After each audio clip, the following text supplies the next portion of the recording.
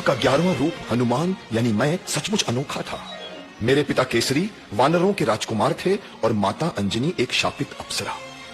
वो शिव की बड़ी भक्त थी। शायद ये भी दैवी योजना का एक हिस्सा था।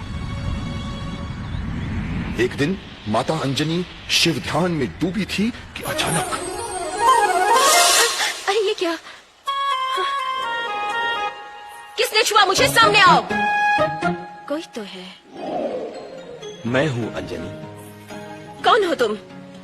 मैं पवन देव हूँ। शिव के आशीर्वाद से तुम जल्द ही एक पुत्र को जन्म देने वाली हो। तुम्हारा पुत्र अत्यंत बुद्धिमान, शक्तिशाली और मुझसे भी तेज होगा। ये सब एक देवी योजना के अनुसार हो रहा है। मैं उसका धर्म पिता बनकर उसकी रक्षा करूंगा और वो पवन पुत्र के नाम से जाना जाएगा।